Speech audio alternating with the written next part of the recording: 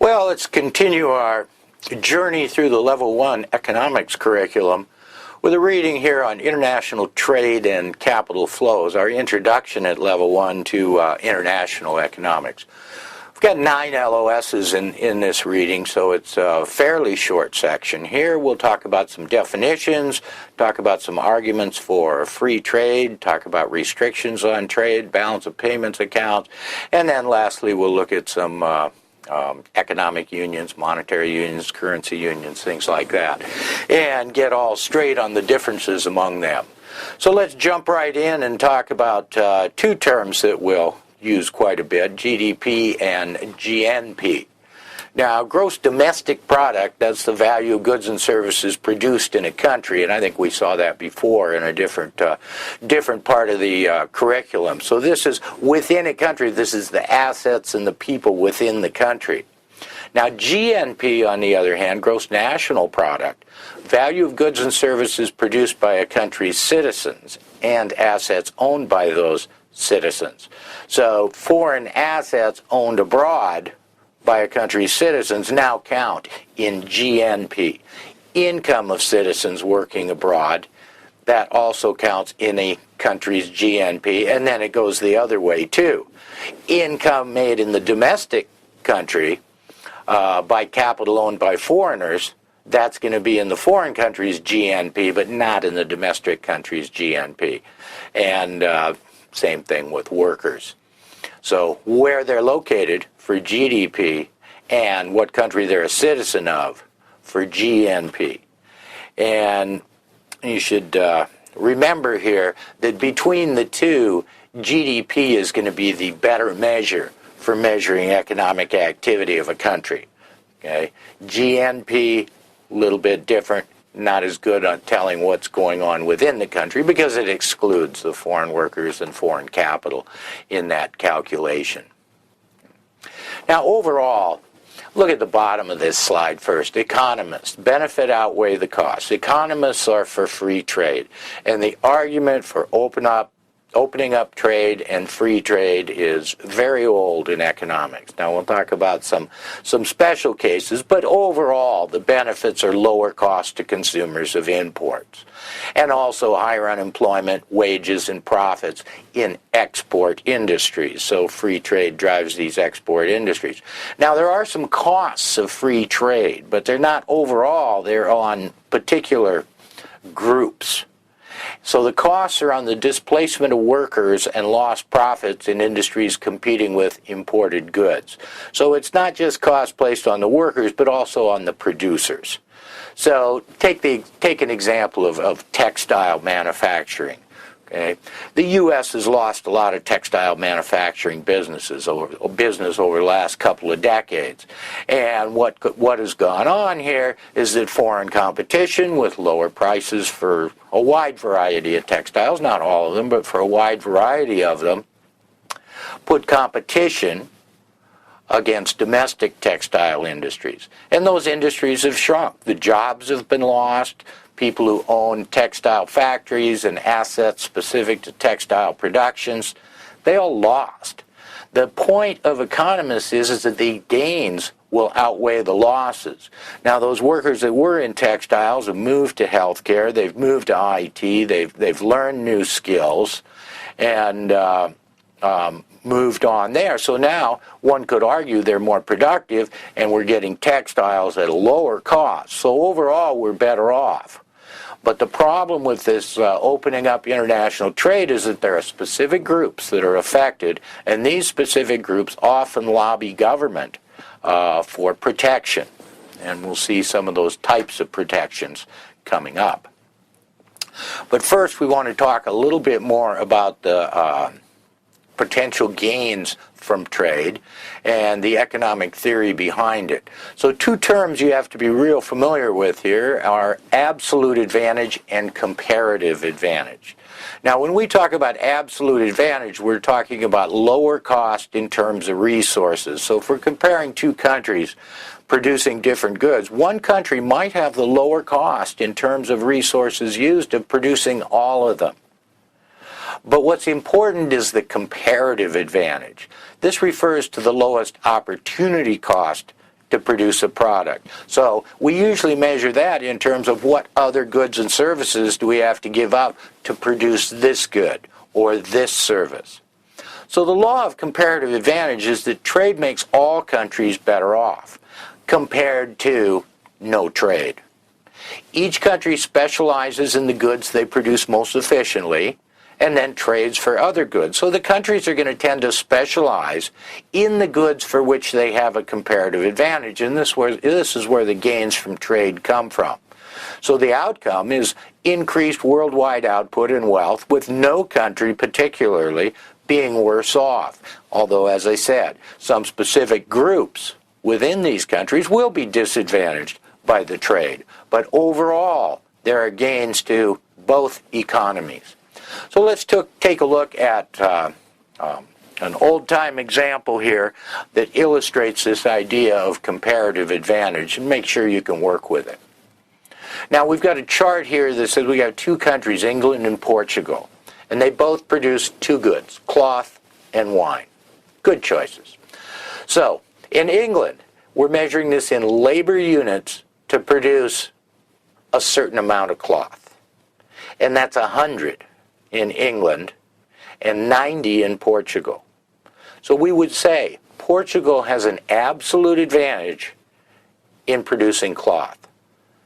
Since we're looking only at labor here, the resource costs to produce that cloth are lower.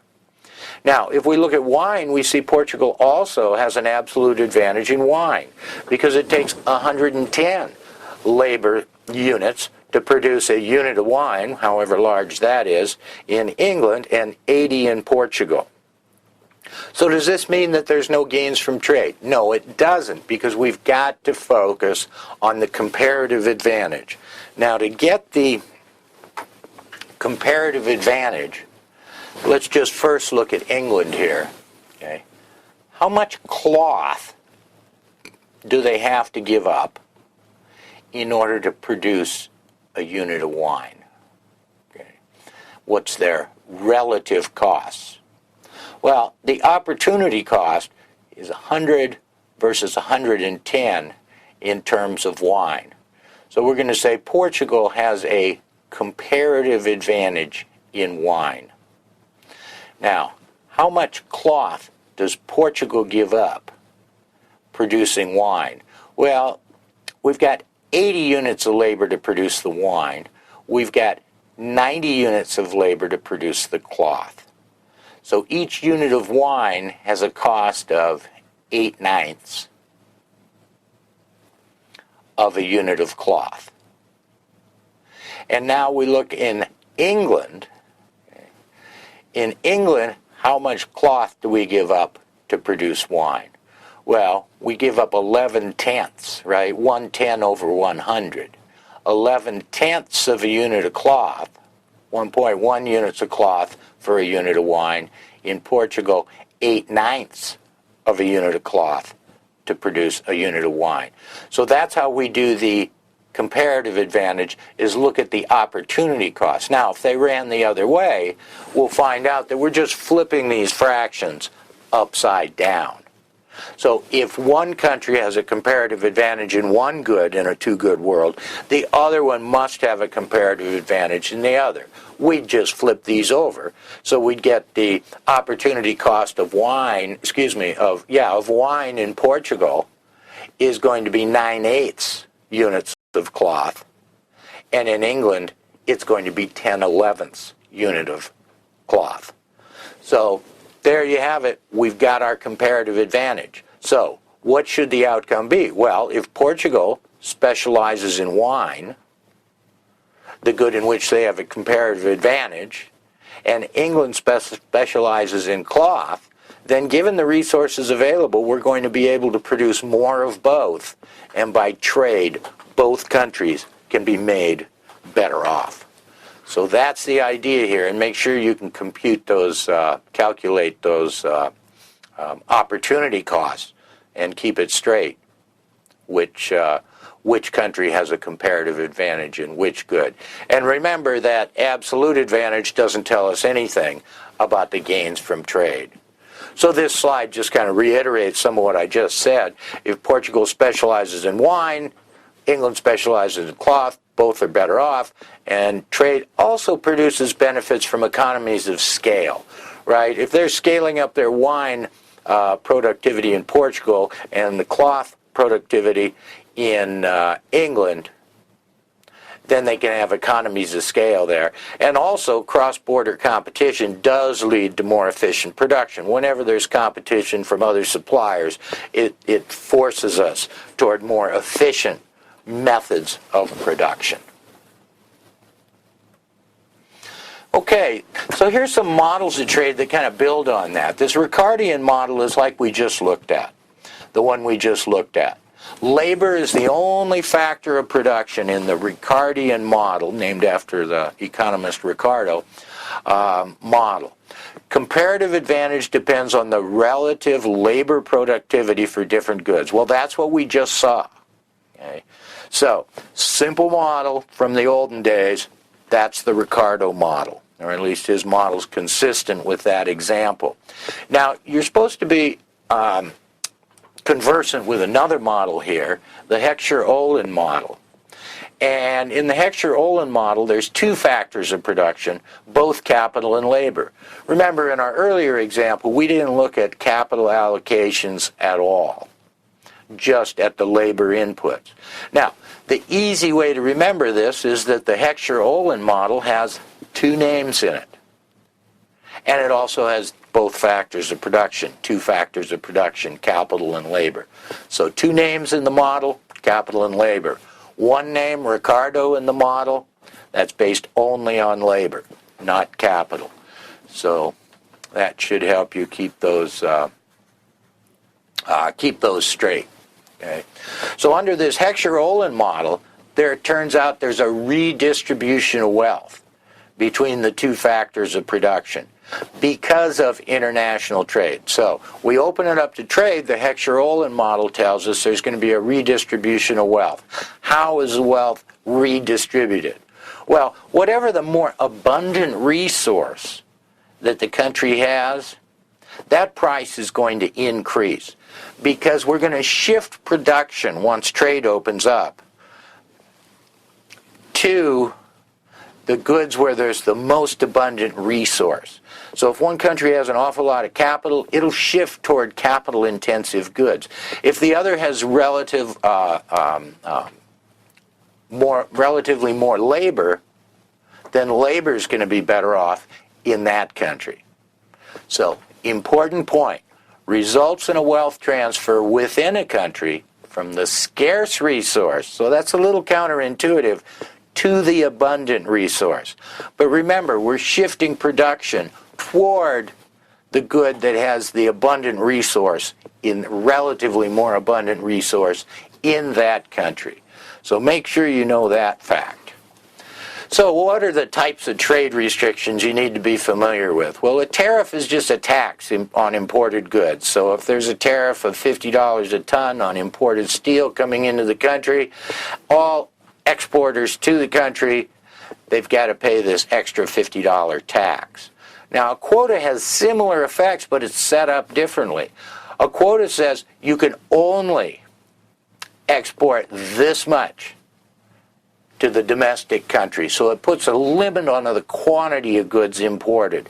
And we'll look at the differences on that in terms of where the revenues go to in just a minute. An export subsidy is a payment by the government to domestic exporters. So if the government has a policy of wanting to expand exports, they can put these subsidies in place, government payments that says, well, when you export goods, we're going to pay you some money. Minimum domestic content specifies required proportion of product content to be sourced domestically. So this is a restriction on trade. It says, well, you can bring this into the country, but these components or enough of these components have to be domestically manufactured, or it could be the assembly of parts when they get there, but it's just another way of restricting trade. A voluntary export restraint, or a VER, is an exporting country that agrees to limit the quantity of goods they will export. So I think they really do it to avoid quotas or tariffs. So if a country is acting like it's going to be protectionist of a particular industry, particular class of goods, and there's an exporter country that exports those goods and it's important to them, they may put in a voluntary restriction to calm things down in the domestic country and maybe not have new rules, regulations, laws passed that turn into things like tariffs and quotas. So the effect is going to be about the same. The point is that it's voluntary rather than imposed by the domestic country. So here's our fancy graph on tariffs and quotas. Okay. And we can use some of our microanalysis to take a look at that. So in this diagram that we've got right now, we see there's the world price. No protectionism. There's the world price. Okay. And there's domestic supply. So this line here says imports with free trade.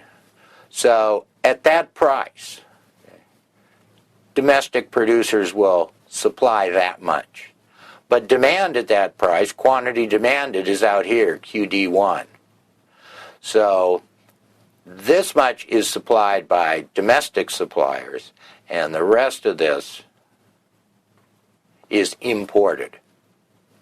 So let's clear that off and move forward here. So now we're going to put some trade restrictions on.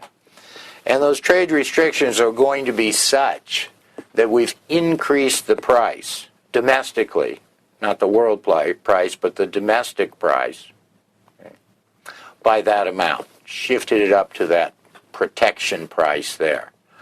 Well, now we can see the imports are going to be less. Now there's a couple of ways we could do this. If we put on a tariff equal to that, that would just raise the domestic price to here. Okay. We would have more supplied by domestic suppliers and less demand at that higher price. So I think if I click this forward, we'll see that that's the imports with protection right there. Now, I've talked about that as if it were a tariff of that height, that cost imposed, but it could just be a tariff. Excuse me, a quota. If we put a quota and said the maximum import is this piece right here, we'd end up with that same result. The difference between the quota and the tariff is this area right here. If there's a tariff, the domestic government is collecting tariff revenue equal to this rectangle here, because they've collected this much on each unit. So with a tariff, there's money that goes to the domestic government. And so this is a way of taxation. Especially before income taxes and things like that, countries found it much more effective to tax things coming into the country because they could control that and keep a grip on it. So it's been very popular for that reason, if for no other. So if we move this slide forward a little bit, we'll see these various areas. That's what I just described as either the tariff revenue, and we sometimes call that quota rents. Now, we don't know how these quotas are awarded, but we do know that the exporters to the domestic country that get the rights under the quota to export that amount of goods could have gains equal to that, right? Because their cost of production, their opportunity cost of selling somewhere else is that world price. So if because of the quota they can get a higher price in this domestic country, that's the rents to the quota. Now, these rents could be paid in bribes to whoever's allocating these quotas. We don't know that they're collecting all those rents, but think of those as two extremes. One, with a tariff, the domestic government gets it all. With a quota, It's not sure who gets it, but we know it's not all paid to the domestic government. And if these quotas were awarded by drawing, by a lottery, then those rents would accrue to whoever won those export quota rights. Now, overall, we can see the effect on the domestic economy as well. And we've got all this, here's domestic demand. We've got all this consumer surplus, right? So let's start out at the world price. This is all consumer surplus. Well, look what consumer surplus is afterwards. Okay? We've got the new price, and we've got that. So we can see what the lost consumer surplus is all the way down here. Well, some of that consumer surplus is lost because less goods are traded, right? Our equilibrium quantity is reduced. But part of that, and I'll clean up this mess now, part of that is because we have a gain in producer surplus here to domestic suppliers. So when I say that domestic suppliers, owners of assets and labor that are specific to this industry, or at least currently involved in this industry, okay, this protectionist quota or tariff increases their welfare. There's that gain in producer surplus. So we saw the decrease in consumer surplus. Part of that has now gone to surplus profits for domestic suppliers, so they are made better off. But it goes back to this argument that the losses of all that consumer surplus are larger than the gains in producer surplus. So even though producers of this good are better off, the economy as a whole is not better off. And I think that's illustrated here with one more click. Nope, that was the end of it. Okay, so decrease in consumer surplus domestically, increase in producer surplus that's smaller than that, maybe tariff revenue to the government, or maybe quota rents to those exporters who receive the quota. And in any event, the overall quantity is reduced. The domestic price is increased. So let's look at this in terms of reasons for trade restrictions. Well, just what we've lined up so far. Protecting domestic jobs and protecting domestic producers. It's as simple as that. Now, there are some other reasons given. Countering foreign trade restrictions and export subsidies. Well, this is back and forth, right? If one country is subsidizing its production of agricultural goods and they're exporting to another country, agricultural workers in that second country are going to be made worse off. The price comes in lower because of this government subsidy to the exporters or the growers in that country. Well, this is often one of the contentious things because within the laws of many countries and the taxes and everything else, there's certain supports given to certain industries, probably through some sort of political lobbying, but be that as it may, they exist and they're part of the political reality. They also have anti-dumping, and that is a country can't sell it at lower than cost to get rid of it and preserve the size of their domestic industry. Okay. And, of course, governments like revenues from tariffs. So that's also another reason for protectionism. Now, this last point, it says a large country could actually decrease the world price by imposing a quota or tariff. Well, this kind of goes against our overall idea of, well, overall we're going to be worse off. Now, the important word here is could. You just need to know that it's possible that that could happen. There is a set of conditions. If a country is a really large importer of a good,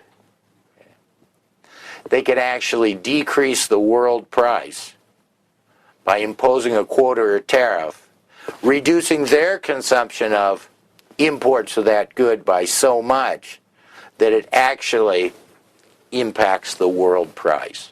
So remember, this is a possibility. You might put something right below that that says, this is possible. Okay, moving on to our next LOS. Let's look at all the effects of these trade restrictions. Okay, tariff. Domestic consumer loses. Well, we might as well go down this way, because we're going to claim, the economists conclude, that tariffs, quota, voluntary export restraints, or an export subsidy, the domestic consumer loses in all those cases. And domestic producers gain in all those cases. So that part is not hard to remember. So let's see what's going on the other side here with the domestic government and the foreign exporter. Okay. Well, the foreign exporter loses in the case of a tariff. It's just a tax on them exporting their goods. And the domestic government gains. Remember, they gain by the amount of the tariff revenues. With a quota system, we think the foreign exporter gains, and the domestic government might gain with a quota system. But it depends on where the quota rents go. Okay. If they all go to the foreign exporter, then fine. Foreign exporter gains. Okay. If the domestic government is getting something for issuing these quotas, then they could gain. So somewhere in between the two, there must be some gains there somewhere. Now, voluntary export restraints, well, the domestic government doesn't gain anything from that. Okay. The foreign exporter can gain from that, but domestic consumers lose and domestic producer gains. So we're talking about trade with voluntary export restraints. There's still going to be some gains to foreign exporters. And lastly, an export subsidy in the domestic country, domestic consumer loses. Okay. We're actually saying we're going to subsidize exports, so we have more exports. That's going to raise the whole price. Domestic consumers lose. Domestic producers gain because we're subsidizing their sales to a foreign country. Domestic government loses because they pay the export subsidy, and the foreign exporter doesn't come into play in this scenario. So if you can keep this table straight, okay, this one's the only one that had some real what-if kind of issues tied to it, and that's just how these quota rents are shared between the government and the exporter. Now, another type of restrictions besides trade restrictions that we run into in international finance is capital restrictions, restrictions on the flow of financial capital. And this can take a few forms, as we've got listed in those bullet points here. Either just a prohibition on flows of capital in or out of the country. There could be some sort of taxation to inhibit but not prohibit flows of foreign capital in and out of the country, and maybe restrictions on repatriation, that capital can flow into the country but not back out. So all of these restrictions decrease economic welfare, and that's our economic story all along, is restrictions decrease overall welfare, except in some very special circumstances. Now, this could have a short-term benefit, though. When you have developing countries, and sometimes capital flows in, right? We saw this in some of the Asian countries over the last 15 years or so. Capital flows into the country, but then when things aren't going so well there, the growth isn't so well, there's any kind of unrest, turmoil, uncertainty, things like that, then the foreign capital leaves very quickly as well. And that leads to volatility. Volatility in the asset values, volatility in equity values across the board. Because you've got big companies with lots of capital either rushing into a country or rushing out of a country, and this can be disruptive, as you might imagine. So in the short term, there may be some benefits of putting some capital restrictions on capital flows into and out of the country. But in the long term, their isolation from global capital markets and not getting the benefits of foreign investment are going to be a long-term cost. So in the short run, it might make some sense. In the long run, it's certainly not good for the country's overall welfare to isolate themselves in terms of capital flows, foreign investment, and opportunities to invest in other countries as well. Oop, got a little too far ahead there. Now we got to talk about trading blocks, common markets, and economic unions. Okay. We know that economic welfare is improved by reducing trade restrictions. We're telling this story very consistently. Gains from reducing trade restrictions between member countries are offset by losses if the bloc increases restrictions on non-member countries. So we're going to talk about a common market where we say, okay, like North American free trade, right? Said, okay, we can have trade between Canada, Mexico, and U.S., supposedly unfettered trade within that group. So there's some gains from reducing those trade restrictions between and among these member countries. But if the trading bloc also increases restrictions for trade with those outside the bloc, at the same time they're reducing restrictions inside the bloc, there's an offsetting loss. If you're decreasing restrictions here within the bloc and increasing them outside, the net effect, well, we'd have to know the magnitude of each effect. And that's not uncommon to see that. So here's our defined terms here. A free trade area. This is pretty easy to remember. Remove all barriers to trade between member countries. And as I mentioned, an example of that would be the North American Free Trade Agreement.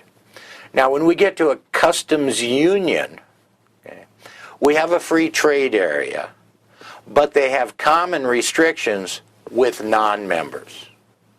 Now, a free trade area like North American Free Trade, there's nothing imposed on any of the three countries. There may be more involved now, but initially those three countries, nothing imposed on them in that agreement about what they had to do with trade barriers with those outside the free trade area. With a customs union there is.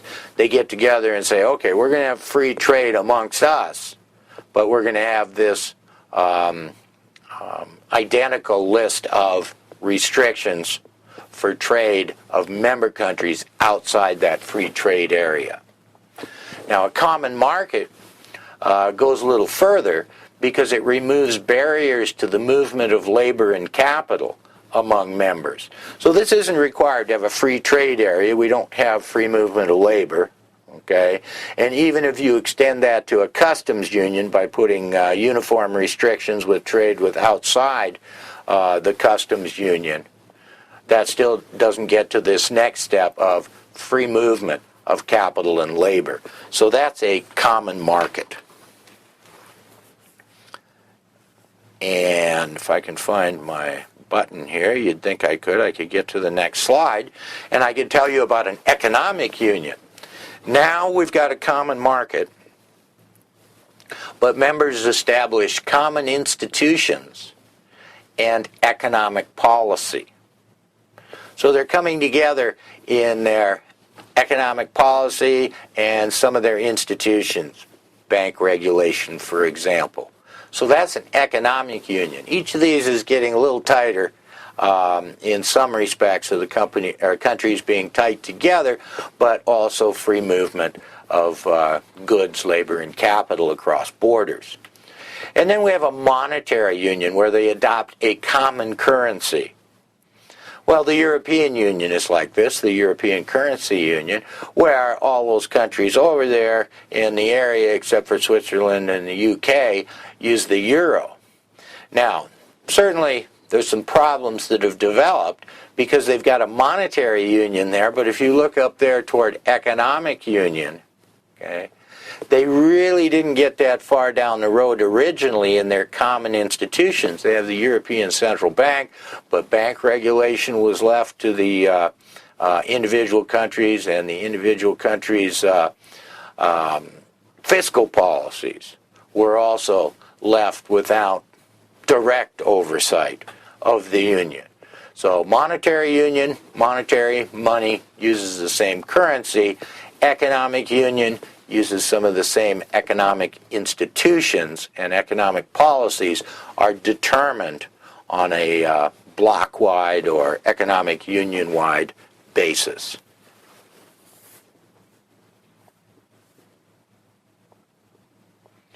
Okay, we've got a couple of slides here on the balance of payments accounts.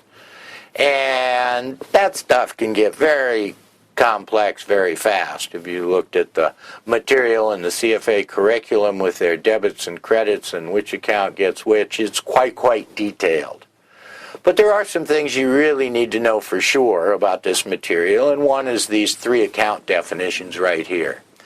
So let's look at those definitions, so if you're given some example, you'll know which account it relates to. So the current account, trade of merchandise and services across borders, foreign dividends and interest, and unilateral transfers, gifts. These are all part of what we call the current account. Now the capital account is currency flows from sale or purchases of physical assets, natural resources like mining rights, intangible assets, patents, trademarks, copyrights, debt forgiveness, which makes sense in the capital account, and death duties and taxes. These all affect flows in the capital account.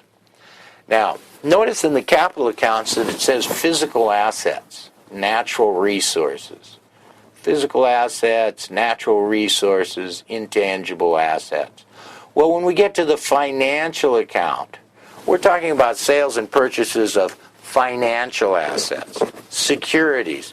But remember, if we talk about buying bonds, then that's the same thing as lending money. So loans, cross-border loans, also go into this financial account. So the overall idea here is that the current account and the capital account must balance out with the financial account. And most of the time this has to do with a current account deficit. Right? So the U.S. buys way more exports from China than we import to China. And I'll just focus on one country as a simple example. And so what happens then? Well, they have more claims. They've got all these dollars. They've got all these dollar claims against the U.S. Well, what are they going to do with those? Well, they've invested them a lot in U.S. Treasury securities. Although it could be any securities. It could be mortgage-backed securities. Could be equities. Just financial assets. So that financial account balances out the current account. It's there, that money coming back to buy financial assets, primarily bonds, treasury bills and bonds, that balances things out. And you look on the other end, well, they have a trade surplus. Okay. So how do they balance that out? Well, they balance that out by buying financial assets in the U.S. So that's where the balance in the balance of payments comes up. So make sure you have a good grip on the current account. Always a good place to start. Goods flows, dividends and interest, and unilateral transfers. Financial account, well, that's financial securities, loans, and things like that. And the capital account, physical assets, natural resources, etc. Now, look at this equation that we have here that's supposed to help us understand the balance of payments influences. First, where does that come from? Well, you remember we had an equation in an earlier reading that was domestic. I'll put private. Private savings minus investment equals the government deficit, spending minus taxes,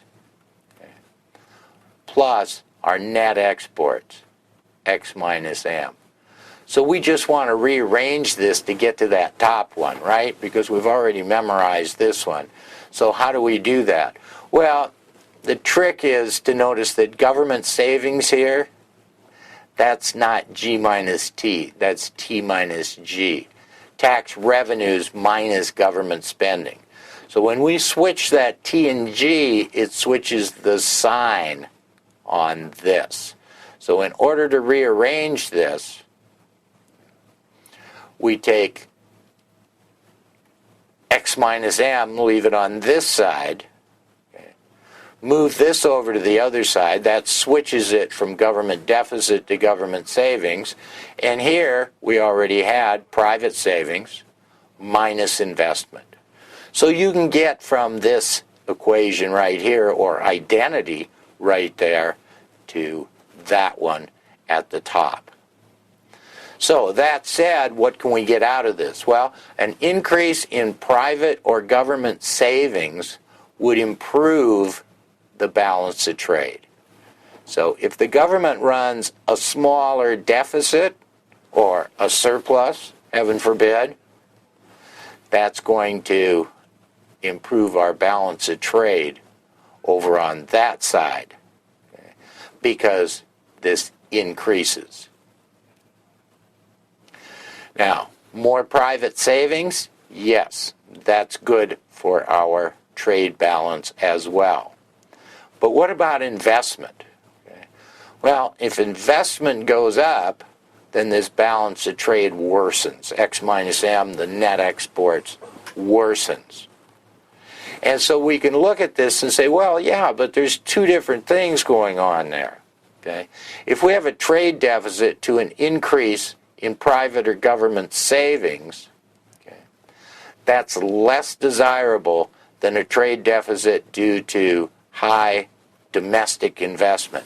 If there are really good opportunities for investment in the domestic country, and so people taking advantage of that with high investment relative to savings, that can worsen the balance of trade, but at the same time, we're investing that money for future growth. Okay? If the trade deficit is really because we're running a high budget deficit, and that budget deficit is oriented toward transfer payments that are spent mainly on consumption rather than investment, that's not a good thing. So that's why we wanted to look at the reasons for a trade imbalance or a trade deficit. Well, to wrap this up, let's talk about some international organizations that are involved in foreign trade. First one being the IMF, International Monetary Fund. Well, what's their mandate? What are they up to? Well, they want to help with monetary cooperation, growing trade, exchange rate stability, and stability in the systems of exports and imports. They support a multilateral system of payments, and they help countries overcome temporary balance of payments difficulties. The IMF steps in to help out when things regarding international trade, capital flows, and goods flow are a problem. They usually have some guidance for the countries, things they must accept or change in order to get that help from the International Monetary Fund. Now, the World Bank, on the other hand, doesn't work that much as a bank, but their mandate is to fight poverty, and they provide assistance to countries, and especially assistance in development through their two basic arms. The third organization you should be familiar with is WTO, the World Trade Organization. Now, they're going to enforce the rules of trade. So there's all these agreements on tariffs and trade that countries have signed. And so when there's questions, disputes, whatever, where do they go? Well, the WTO helps with this. So they're trying to ensure that trade flows smoothly and freely. They'll settle disputes, and they maintain this system of agreement and, on occasion, interpret it. Excuse me. So that's our introduction to international economics. As I said, there's just 9 LOSs here, but make sure you have them nailed down. Make sure you know those definitions for the 3 balance of payment accounts. Those economic arguments of why trade is good and increases wealth overall, The redistribution effects. Why do we see people opposing free trade? Well, it's because specific industries and concentrated groups are getting affected negatively by that trade, and so they make more political noise. Lastly, World Trade Organization, IMF, and the World Bank, if given a duty or a goal or a mission statement, know which of those three organizations that might apply to, and then also the definitions, right, of common market, common union, economic union, etc., through all of those. And just try and learn that based on what's added. That's the way we've tried to lay it out there. What's added to the agreement that turns it into that next type.